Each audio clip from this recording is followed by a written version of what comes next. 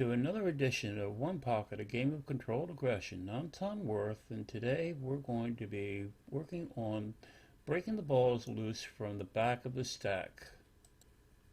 We'll be looking at several situations where the object ball and the cue ball will determine how we're going to go about breaking the stack out so that we'll have secondary shots.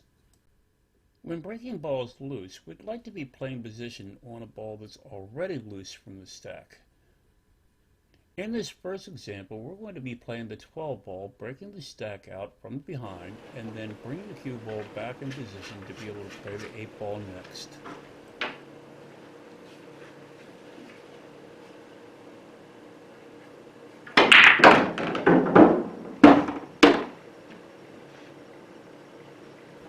Notice that when breaking these balls loose, we're bringing them up table and not over towards our opponent's pocket. Now all we need to do is bring the cue ball back towards the middle of the table. We have a different set of problems in this situation. We don't have a ball that we can play position on that's sitting away from the stack. The 11 ball is far too close to our opponent's side rail to be playing position on it. The solution lies in spinning off the 8 ball with a lot of right hand English and bringing the cue ball off the side rail and back to the middle of the table.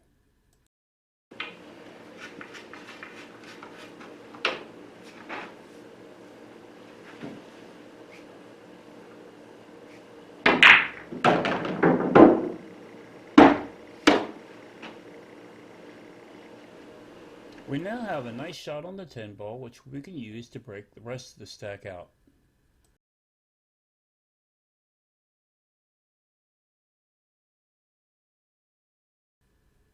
If you're thinking the play here is to play the 4 ball in and get an angle on the 9 to be able to come across for the 12 and 8 ball, you'd be mistaken.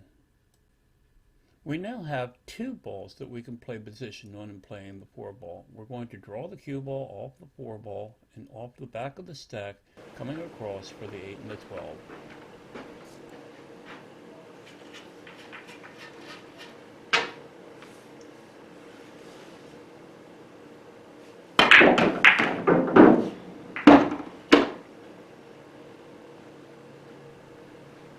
Now we've broken the stack out, sending balls up towards the middle of the table, and we've got position on multiple balls. This should lead us to a much easier run.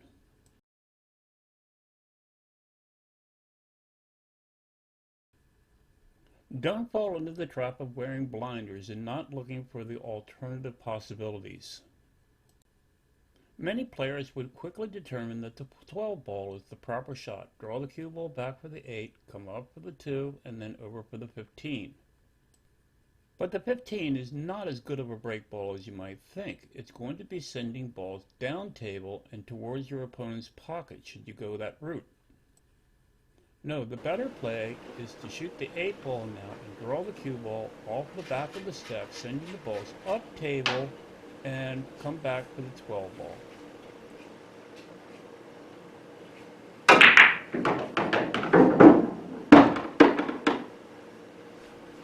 Now we have a good shot on the 12, and we could have a choice. We can either come back for the 1 or we can come up table for the 7 and the 2.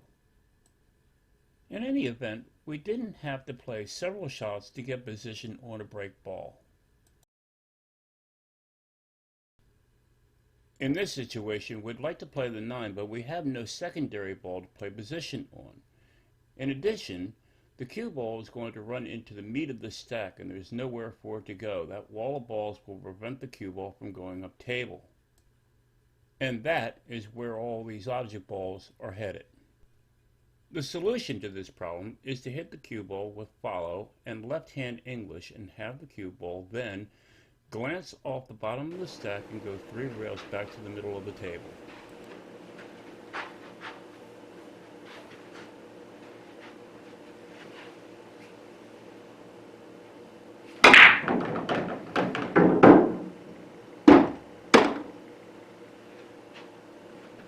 It helped a great deal that the cue ball was in a position where I could make a solid bridge. This situation is similar to situation 3, where I played the 4 ball and drew the cue ball off the back of the stack and over to my opponent's side of the table, giving me position on the 2 balls that are below the stack. All I have to do is hit the cue ball with high left, bring the cue ball 2 rails and through.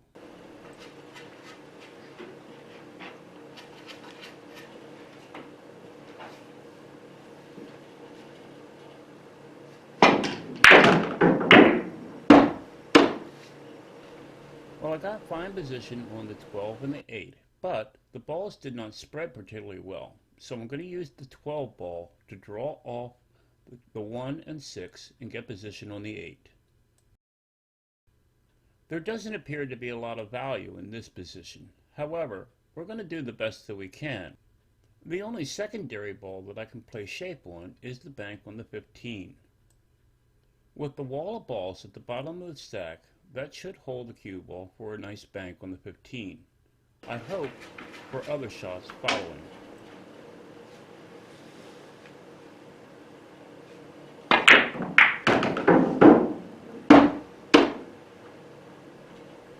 Many times when playing a shot like this, you'll end up with a dead ball into your pocket. In this case, I don't have one, but I still have the bank on the 15.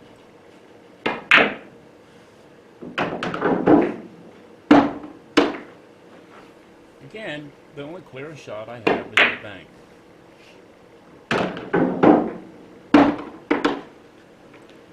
Well, I have finally run out of shots. But with a slightly better spread on the initial breakout, I might have been able to run 8 and out from that position. In this case, we do have a shot on the 7. It's not a very good shot, especially since we're going to be driving the cue ball towards the stack and sending balls the wrong direction. We have 2 possibilities here. We can drive the 14, 2 rails, into the 10, clearing both those balls and sticking the cue ball on the 11. The alternative to that shot is to bank the 10 ball and bring the cue ball up into the stack. This will be my choice.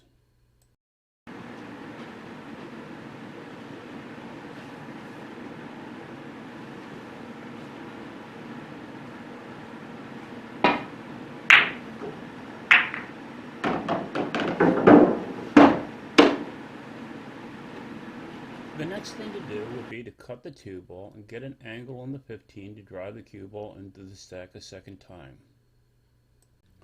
You'll notice in each case I'm trying to send the cue ball into the stack so that the object balls are moving towards the center of the table. It would be easy to play the 7 and use a little bit of right hand English and let the cue ball drift across for the 2 or even the 8. But I want you to notice the string of balls at the bottom of the stack.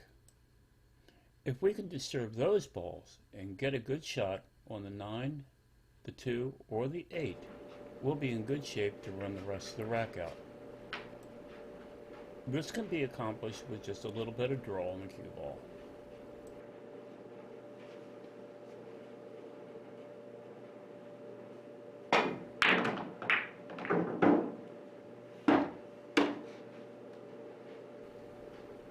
Now the balls are sufficiently loosened.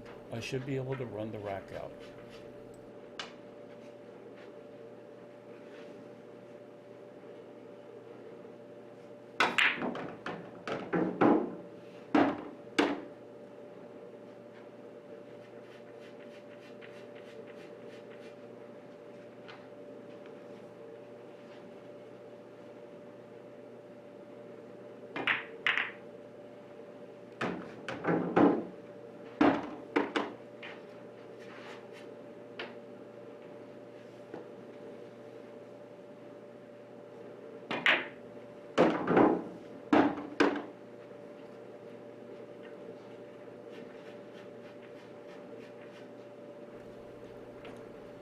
The 13 does not go, and the 10 ball is blocked by the 9.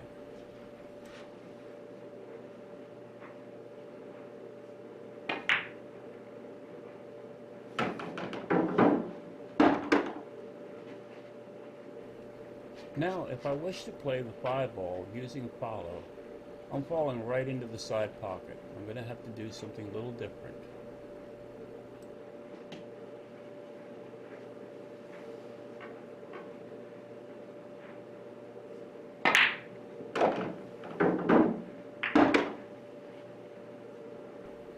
By applying a 9 o'clock hit on the cue ball, I was able to bypass the side pocket and spin the cue ball down for the 9.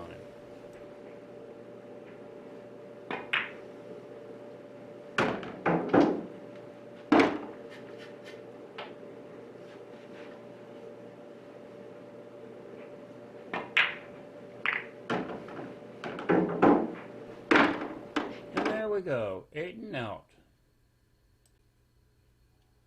Well, that will do it for this edition of One Pocket, a game of controlled aggression. I'm Tom Worth, and I thank you for watching. This has been a TRWpool School production.